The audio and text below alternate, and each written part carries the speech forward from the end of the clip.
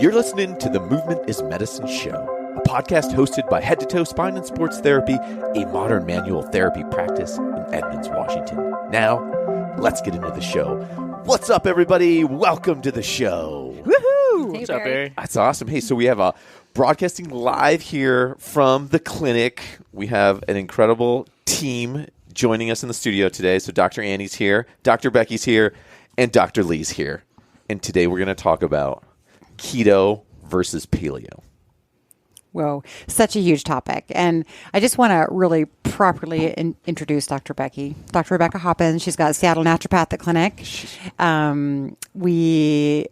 Anyone who's been here for a long time knows that she's one of our go-tos for many things. But as we've worked together over the years, I've really appreciated her work on food allergies, on blood sugar issues, on hormones, and she's helped a lot of our patients out. So when I started thinking about, well, you know, what do we want to talk about? And then, you know, we were kind of discussing things in the clinic about how many people come in saying, you know, I'm on keto. I'm on keto. You know, it used to be everyone talked about they're on paleo, but now everyone's on keto.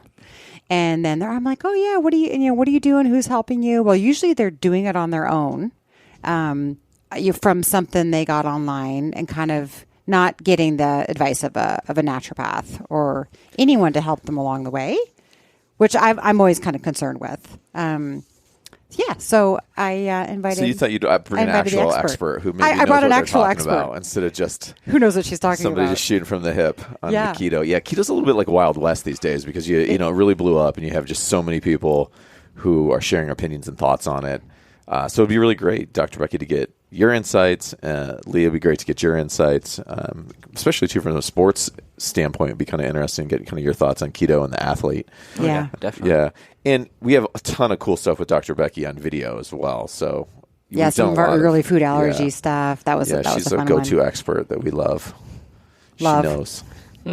Okay, so I mean, we when we were shooting, talking about this, we wanted to talk a bit about the origins of keto. Right. So what is keto? We're talking about diets here, the Paleolithic diet versus the ketogenic diet. So initially, the ketogenic diet has been around for millennia. In fact, Hippocrates wrote about doing this particular diet, which was actually a starvation diet for someone who had epilepsy. Starve the patient, and after a couple of days, so 2 days of fasting, actually, there would be no seizures. So fast forward to about 100 years ago, there were a couple of French physicians who first wrote a report on when they fasted these patients for 2 days, these intractable childhood epilepsies would either go away or reduce drastically. So what the ketogenic process is the shift from the body burning glucose, sugar, from either storage or from intake, like carbohydrate intake or sugar intake, into shifting to burning fat. So what happens normally is when we consume carbohydrates, we'll burn them at a certain rate, but we also store them at a certain rate in the liver in the form of glycogen. And there's hormones that release glycogen. So kind of like you're fasting all night and then you wake up in the morning with glucose that's coming from where? Because you didn't eat anything all night. It's coming out of the liver. So if you're on zero carbohydrates or fasting for anywhere from 12 to 36 hours, you'll deplete all that glycogen and then the body will start to burn fats. And those are called ketones. And there's a couple different ones, including acetone and some, I think that's a butyric acid. I'd have to look. I don't know that one off the top of my head. So people who get into ketosis often smell a little funny. Mm-hmm. And it's also pretty common in people who have type 1 diabetes that are on insulin if their blood sugar levels go down. Or go up. If they don't have insulin, they'll start to produce ketones and it can smell like acetone. So you're saying that essentially like the keto diet as we know it today really had its origins as a kind of medical lifestyle medicine, basically. Yeah. Around epilepsy and seizures and then around some other applications as well. Yes. And the idea is to mimic the benefits of controlled starvation. So what happens is insulin and glucose and glycogen go down, and then the ketone bodies, the plasma-free fatty acids and glucagon go up. And it's a bit of a detox at the same time, because if you're burning fat, you're burning things that are releasing stuff that's coming out. So it can be, in some sense, an anti-inflammatory effect. But the other big one is for people who are fasting, it gives their gut a break. So it helps people with reflux, asthma, and other irritable bowel syndromes and so forth. And of course, there's a long practice in religion and other types of other medical practices that practice fasting to clear out the mind and body. Yeah, right. It's a detoxy type of thing. Yeah. I've heard of it more. Like when I started first hearing about it, I thought I heard about it more for cancer treatment. Certainly, I've heard of it for epilepsy, but for people who are severely ill, to go more ketogenic. So you can tell who you guys hang around with. You guys hang around with other doctors. I hang around with people who go to the gym. So when I hear it, I heard burning fat, and so 100% when you say burning fat or uses fat for fuel, I mean that's 100%. When people I talk to, don't think they're coming into it from a weight loss standpoint for the most part. Although what's really cool is you're saying it has a bunch of other health benefits. Lee, what are your thoughts? Yeah, the biggest thing about just being in ketosis is you're using ketones for your primary energy source. So ketones burn a lot more efficiently than carbohydrates. They're going to offer you your brain prefers ketones over carbohydrate because it's a little bit more efficient in the way that it breaks down, and it doesn't have as many byproducts because of that. So oftentimes you'll see a lot of people work themselves into ketosis. When they're working out, they'll go excessively, they'll burn all that carbohydrate, and then they're in ketosis probably when they're finishing that workout. But then if you go right into eating a bunch of carbs, and that's going to bring you right back to a normal load. So people will kind of fluctuate in and out of ketosis. It's not that you have to be super special all the time in order to be in ketosis. And the biggest thing between ketosis and paleo, which we're trying to show everybody, is that you have to actually be using ketones as your primary source of energy to be in ketosis. Whereas paleo, you don't necessarily have to be using ketones as your primary source of energy. You can be using proteins, you could be using fats, you could even be using the right carbs. So not like simple sugars and stuff like that. Right, yeah, because in paleo we could be pounding nuts, we'd be eating a bunch of sweet potatoes. There's a bunch of different stuff that would kind of fall into a broad paleo inclusion, especially like a paleo 2.0. Right. Yeah. Is a little bit more forgiving in terms of what food groups could potentially be in there. Paleo 2.0 includes sometimes dairy in some cases for some people. Argument being made that humans have been consuming dairy products for thousands of years. So if you come from a dairy producing part of the world, you're good to go on dairy. Yeah, the whole thing is it gets amusing. It does. I mean, what really do we eat? And there's arguments about our teeth shape and what, do we grind? Do we chew meat? Do we crunch seeds and berries? Do we eat bark? I mean, I really think there's this.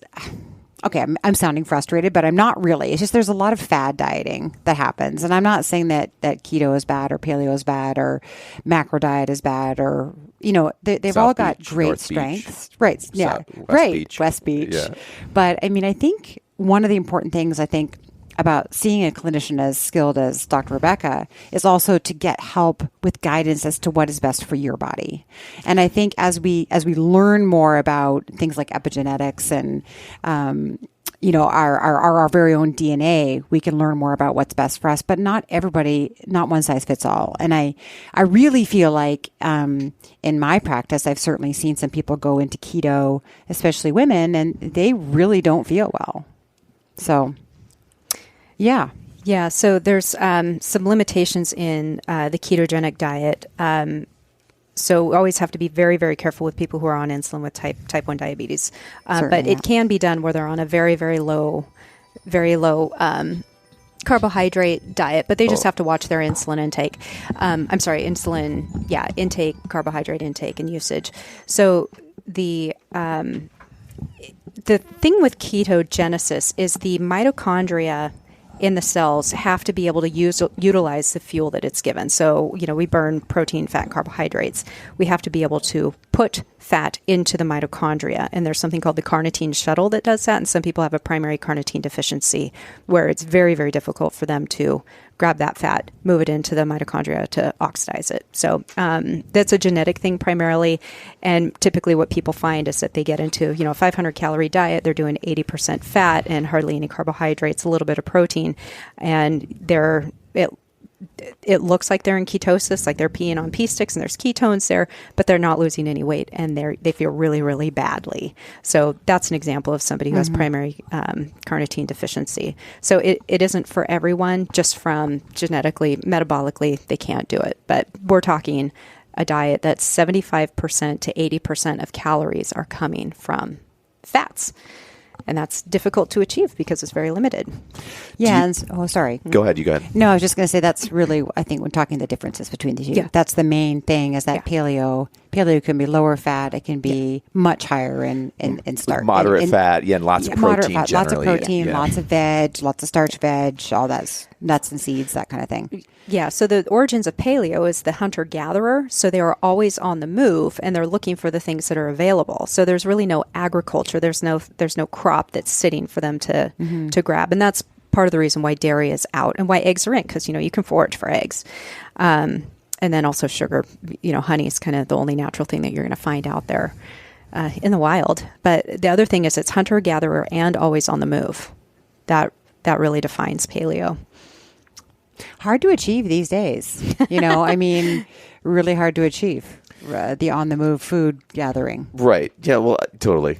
Farm to table is trying to do that in our restaurants, though. What if I get mushrooms that are foraged from the local area, right? That's as close as I get to eating on the move. I think when you look at these diets, you look at paleo or you look at keto, both have, I think, pros and cons, right? And I think generally people are looking to get into them either for a weight loss standpoint, like they're looking to lose some weight, or they're getting into it from a athletic performance standpoint. Maybe they're looking to really become a better endurance athlete or become a better power lifter or a rugby player or whatever the particular thing is. So they're looking for a diet that fits them and will unlock their athletic abilities, or they're coming into it with a medical condition that they're looking for some kind of relief from. Yeah, exactly. Pain somewhere, everywhere. It's almost always pain related. So it seems like from your perspective, if you're thinking about keto, as something you recommend, Dr. Becky, is that something that is that a tool that you break out frequently for patients? Is it something that you like, or is it something that you have hesitation for? When you see this explosion in keto, there's all kinds of keto products out there. Now there's keto cookies. It's just like anything, right? We commercialize the hell out of it and sell people on all kinds of supplements and weird shit that they don't need. How do you see this? Find the patient where they're at. So are they on a processed diet? Are they doing the standard American diet, eating a lot of convenience foods or what? So we start with where they're at and we take the first steps. Like we move to a whole foods diet, we move to an organic diet. Maybe we just need to shift from half of their calories being carbohydrates to, 60% of them being carbohydrates and 30% of them being, 60% being protein or something like that. So we shift the macronutrients, the fat, protein, carbohydrate, and then we start moving into things like, is there food sensitivities? Or I may have them try the paleo diet for a month or do the whole 30. It just depends on where they're at and what their lifestyle limitations are. I see a big thing with people's palates. They can't or won't eat, or they have food aversions. So trying to get past that first. So if somebody is already in the paleo and they're overweight and they've done food allergies and stuff like that, then we start to look into the keto diets.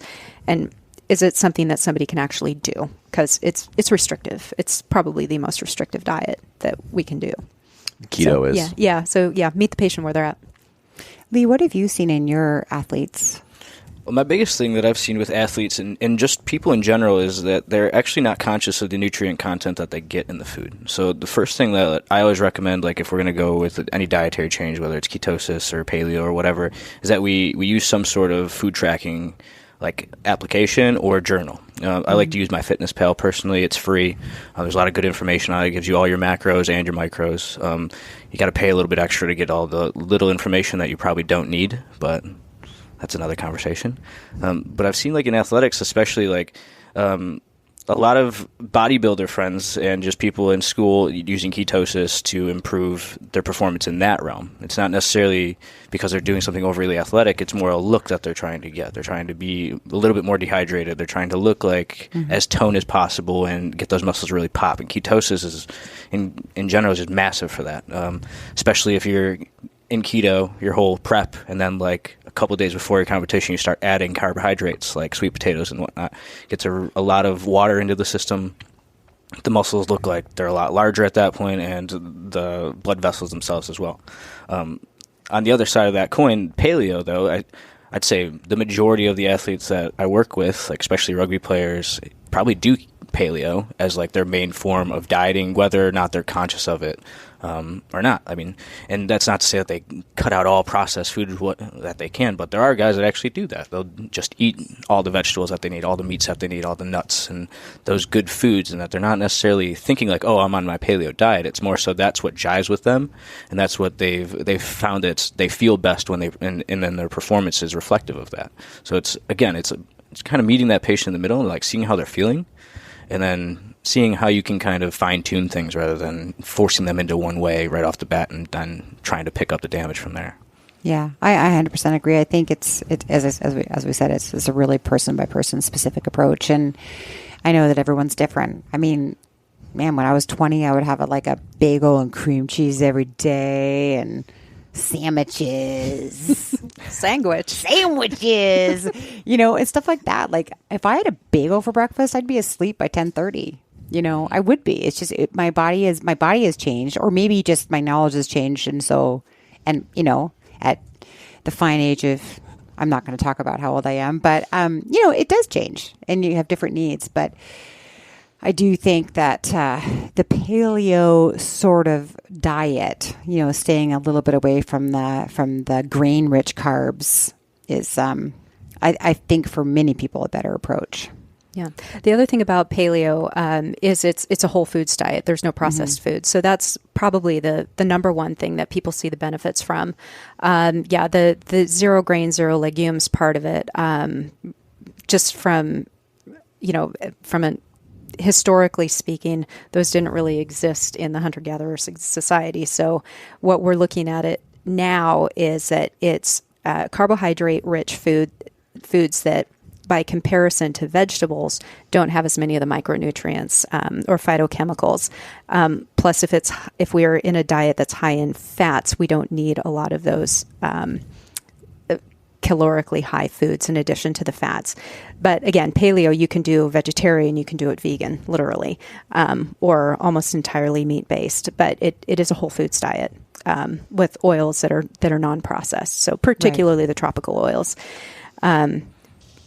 So there was something else I was going to say about that. Yeah, that's really key right there. I mean, we always tell people, shop from the outside perimeter of the grocery store, right? The basic stuff. But then you are going to be eating a more whole food-based diet, which for many people is the only change they need to make for greater health. But, back to the original topic, I think really the key takeaways, is that producing ketones is you're actually when you go into ketosis, you're in a keto diet, and just that huge percentage of fat intake that you said 70 to 80% of your diet is from fat. I can't even imagine what that looks like. You drink olive oil for breakfast and coconut milk for lunch, and so that's where you get the bulletproof coffee type thing, where you're blending butter or MCT oil or something, or coconut oil in your coffee, and your coffee goes from a 0 calories to 500 calories, but again, you're not thinking in terms of calories per se, although that is part of the equation. So, I mean, people can overdo it on keto like anything, and consuming 4,000 calories a day, and they're way over their food intake. Right. I wonder why I'm gaining weight. Not going to lose. Yeah, you can still get fat on keto if you're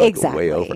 You have to be in a calorically negative state. If weight loss is your goal. If weight loss is the goal, because the point is you take insulin out of the equation in ketogenesis, so you can't store anything. If you can't store carbohydrates, then you're not going to store fat. So weight drops, but it definitely has to be in a low-calorie situation. So the advantage to the ketones, it's like they burn more efficiently. Like Dr. Lee was saying, you're not going to have blood sugar swings that are going up and down, and that's when people feel bad because they get hangry. They're going into these hypoglycemic states, and then the stress hormones start to respond, and then you feel icky. So with Dr. Hoppins, I'm just curious how get people to stabilize their weight? Like, because obviously with ketosis, like you just said, like there's going to be a pretty big drop off in weight. Usually in the beginning, because you're not having those carbohydrates, not holding onto that water weight. How do you stabilize that for them? That's the trick here, is going back onto some increased protein and some carbohydrates. Is a lot of that's going to come back, but you have to do a huge modification of the previous diet and keep the calories low, keep the balance of the macronutrients still in a favorable, not quite ketogenic role or situation, but keeping the calories down. So whether it's via exercise, burning them, or consuming less. Right. When you mentioned that sustainability factor, and I think like anything, I think there's two continuums, right? There's one continuum, you have like what's effective, like what'll work, and then you look at, well, okay, over a period of time, like what are we talking about? Well, like what's going to work 2 weeks before your vacation to Mexico? What's going to work 3 months before your wedding? What's going to work because the doctor told you you're going to die and you need to change your entire life situation and restructure your habits and what you do for fun and how your relationship is to food. I mean, there's a lot of different considerations for a lot of different people, and it really depends on where you are. But I do think there is an angle always with this where we say, hey, what season of life are you in, and what's your goals, and what's your health goals, what's your body weight goals, what's your maybe sport performance goals, and then what's the diet that's going to help you get there, what's going to most directly sync up that you can stick with for that period of time. It doesn't necessarily have to be your forever diet, but on the flip side, if it's not going to be your forever diet or your forever approach, you have to know, like, what are you going to do when that's done? How are you going to transition back into another like mode that will still help you maintain all of those great gains or the progress that you've gotten or the weight loss or whatever. And I think that is oftentimes the trickiest thing for people to answer. That's where you see this stat, like 90% of diets don't work. It's because, yeah, you can do whatever for some period of time. Like you can just drink lemon juice and eat celery for like 3 weeks. You're going to totally lose some weight. You're looking so good. But it's totally true. I mean, it's like the HCG diet and the 30-30, whatever. Yeah. I mean, it's the great point, Lee. I mean, whatever you do, I think it really has to be sustainable for your lifestyle. Back to what I was saying before. Like, you got to find something that works for you with your kids and your family and your spouse and your busy life. It's got to be a sustainable approach. And for some people, keto is, because it's very simple. It has black and white, do this, don't do that. And if you can get into those types of foods and be okay with all the things that you can't eat, which is pretty much goodbye all carbohydrates in your life forever, it can be good. It can be a good thing for you. It can last. Yeah, I heard of one practitioner who's also a public speaker who does a lot of heavy training that can like go halfway around the world and has no jet lag because of this ketogenic diet that he's been on forever. And can train like a beast. So it's good for some people for being able to adapt more easily to different situations when they have a lifestyle that needs it. But again, it's like, you think about traveling. You have to make all your own food and pick it all up when you're going places. So there's a big commitment there, and that it's for some people and it's not for others. Okay. It's really interesting. So one of the gyms, so CrossFit Industrious, obviously, who we love, there's a member there who has just been posting recently. I think she's down like 100 pounds. And she's been, this is maybe her second or third time that she's lost like that much weight and gained it back and lost it and gained it back and lost it. But she's having really good success with keto right now. And it makes me think that's why it brings this question has been kind of on my mind. It's that sustainability. And it's like, if a diet is too complicated, if there's too many rules, I think of something like a zone diet, which is, or even some degrees to like a Weight Watcher style thing, is a point system and like that. Some people, that it's like a game that works really well for them. They can play the numbers game. Other people, it's just like, I need to know what I can and can't eat. And as long as I just follow that simple rule, it's like the blinders are on, I'm going to be successful. And for other people, that's like, no way, man, you're taking away my freedom and my choices. I couldn't do that for a week. They'd freak out. So I think this really comes down to personal choice. But then I think it also, Dr. Becky, you're bringing up some really good points around your individual kind of biochemistry, your genetic and epigenetic makeup, and understanding with maybe some more testing. So if we were going to give people like a takeaway, like if they think, oh, I want to do keto, or maybe I'm doing keto, but I want to know a little bit more, like, is this good for me long term? are there some tests they should get done, or how does a person going about like find out maybe a little bit more of that internal knowledge, like what's happening inside their body? Yeah, the first things that I think of from a medical perspective is it something we really need to do? Like, is insulin high? Is hemoglobin A1C high? So these are parameters of blood sugar utilization and insulin sensitivity. Do they have cholesterol and triglyceride problems? Are they at risk for diabetes? Are they at risk for heart disease? So that's the first thing that I look at.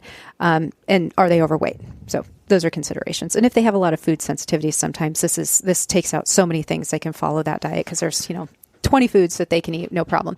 And then the other thing is there's something called a primary carnitine deficiency, where it's everybody has carnitine where they can shuttle fat into the mitochondria, but some people don't have the enzymes that make that as well. So that there is a genetic test for that. Usually it's part of a larger testing panel, but those kinds of things can be discovered. But you're saying like a good set of lab work, really to see where you're at with everything. Yeah. It helps direct which program is better. And then there's functional medicine things where we can see what the mitochondrial function is. Because if the mitochondria aren't working very well, it's not going to be able to suck that fat in and burn it up very well. And you mentioned just being overweight too, because like when you're overweight, you start to get insulin. A whole bunch of issues arise, right, with your insulin utilization and how your body reacts to insulin. So oftentimes, one way to go is like you think about getting keto and getting that body weight down and getting that insulin, that hormone response, that insulin response reset, right? So your body, and then you could start to reintroduce carbohydrates, especially based on your activity levels, and you might be able to kind of make that transition back into a positive relationship in terms of biochemically with carbohydrates. Exactly. Like a reset. Use it as a reset. Absolutely. Yeah. And the reset actually comes from insulin levels going down because you can't burn fat if insulin is elevated or even much at play. It has to be low. It has to be low to burn fat, period. This is the sciencey side of things. I know. It's so interesting. This is why you want to have a health professional help you through this area. Yeah. Somebody that's experienced with it, like Dr. Becky. Obviously, she has her own personal experience with it, but she's also brought a lot of patients through the actual work. So I think that's invaluable, is just to make sure you have somebody that knows which direction you want to go in and knows how to get there. So you're saying I shouldn't go to my Pinterest board. My keto Pinterest board isn't the best place for my... That's a good place to contemplate. Inspiration. Awesome, nice guys. Pictures. Well, thanks everybody for joining us today. I hope you got some things out of this. And if you're thinking about keto or paleo, or you just want to get more into and understand like what's the best approach for you, for your particular body, your unique needs, and your unique situation, Dr. Becky's obviously somebody that we highly recommend. We love her. We've all talked to her personally and professionally, and she is a wonder and has incredible insights into the hormonal and biochemical side of things. So we highly recommend you checking her out. Dr. Becky, thanks for coming in and sharing some wisdom. My pleasure. Lee, thanks for dropping some bombs on us today, Dr. Annie, as always. We will see you on the next show, everybody. Until then, get out there, take care of yourself, and remember, movement is the best medicine.